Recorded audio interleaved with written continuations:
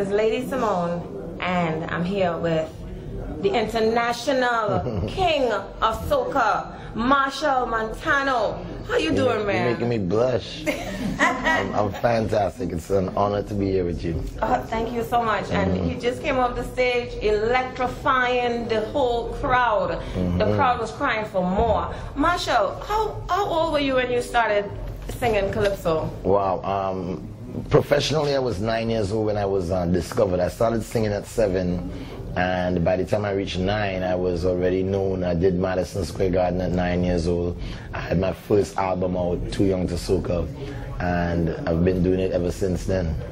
Excellent. And I remember you, when I was in Trinidad, I remember you coming up and you had won a competition at first, right? You remember that competition? Yeah, I won the Junior Calypso Monarch competition in Trinidad and Tobago, which is, you know, it's where the kids go up and sing and compete all over the country and there's one winner to represent the whole country. And then I went on to take Too Young to Soca into the adult competition. I was one of the first children to ever enter the adult competition.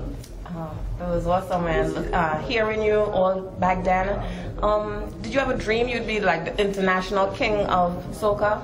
Never. I never thought it would turn out this way. You know, when we started, you know, we used to look at a lot of solid gold, and I was really interested in a lot of the instruments and the drum sets and the keyboards, and we just wanted to have a band.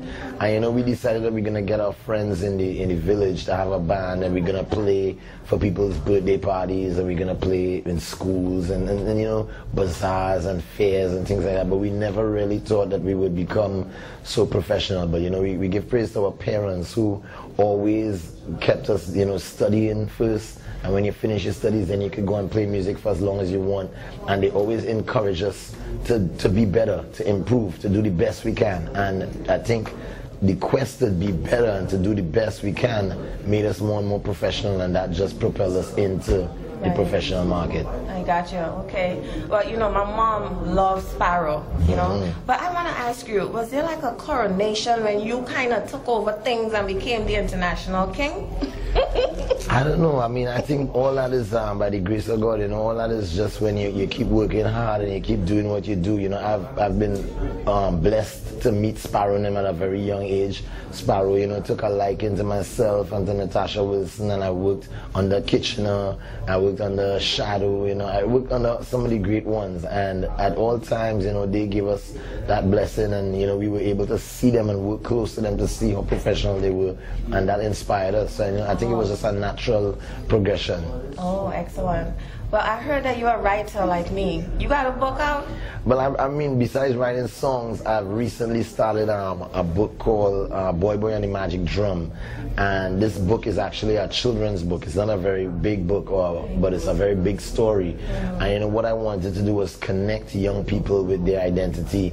You know, a lot of the young people in Trinidad and across the Caribbean, they all look to America and they look at the heroes like SpongeBob and, you know, the underwater heroes of Ariel and, you know, the Snow Whites and the Dora Explorers. So I wanted them at a young age to kind of identify with a local hero. And Boy Boy was about, you know, a little boy who saved his village that by using recycling. And the story goes that, you know, this was a village that had a factory, and the factory came and was polluting the village, and they would throw oil drums out in the rivers. And one day Boy saw an old man clean up one of these old oil drums and turn it into a steel drum.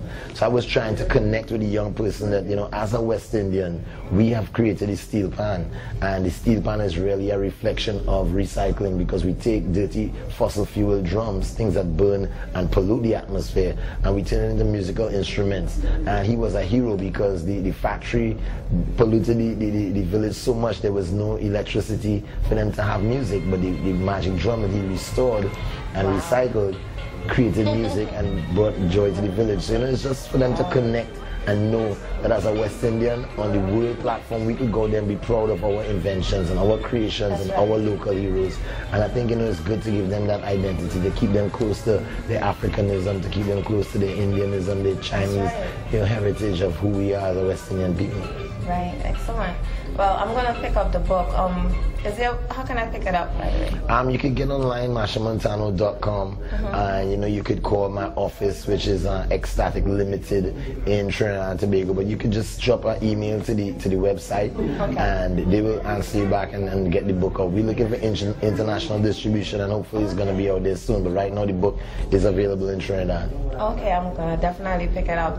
I just wanted to, to find out if you were inspired by. Do you have children? Were you inspired by your children? I have 3 beautiful kids, and I'm always inspired by them. I have 2 daughters and a son, and they all involved in the 8, 9, and 10, and going to be 9, 10, and 11. Nice. Yeah, nice. and I've been at work at a very young age, and I'm just about ready to start some more kid making because I work besides my kids. I've done the book. I also did the book and a musical called Boy and the Magic Drum, which was a show that I put on with 150 kids. Nice. And some of them I brought to New York to sing with me at Radio City Music Hall. They're 13 years old and 9 years old, and they sing calypso and they sing Hindi, and it's different races. And I really try to encourage them to work and to be professional and to have a little bit of the advice like what I had from my parents when I started, to strive to be your best, strive to change the world, strive to influence others to do good. And this is what we like have a lot of children who want to pursue this sort of career, so you have to steer them in the right direction. Right, and I see that you're doing that. Always do my best. Definitely. Thank you for the interview. One last question. What's the secret of Machel's success? The secret of Machel's success is staying true to my purpose. All right. And at a very young age, I knew my purpose. I was born dead. I was a stillborn baby. And I didn't know that. And the doctor brought me back after 6 minutes, brought me back to life, and I was premature. So, I always stay close to the fact that I think God had a reason for me to live. And I always thought that my reason was to sort of bring people together and to make them happy, to shed the light that there is in all darkness, which is hope and faith and love. Yes. And I always at a young age wanted to put the Caribbean on the international market and to put us out there. We have certain people out there for creating the light bulb, and we have people out there for creating different types of music. I wanted to put the Caribbean out there as we have created a lifestyle, we have created unity, we have created a way of living that is helpful to the world, is an example that could share among young people and people of the world, that could, if they could live like the way we live, they might be able to see what we really worth. Wow, I'm really seeing a different side of you, the visionary side now. But people never tell, they see me jumping up and they see me partying and they see me having a good time, but at the end of the day, I'm always on the quest to revolutionize soca music, because that was my first feat, the first task that was given to me. When I started off, it was only 2 young people involved and there was many old people around. Oh, we had to find a way to make it hip, we had to find a way to make it belong. I want to see everybody jumping and tell me, next track, let's go, Jimmy. And to stand side by side with hip hop and reggae. And now we're going to try to even do further. We're going to try to make the music more conscious, make the music more commercial, make the music more successful, make it be more about spirituality to help those people who might, want to find something to uplift themselves. Wow, excellent, excellent. Well, thank you so much for the interview. Is there anything that you want the YouTube audience to know? I just say enough respect to all my fans, big up Lady Simone for being here with me, and all the people out there watching, keep loving soca music, but keep, striving for unity in the Caribbean and unity around the world.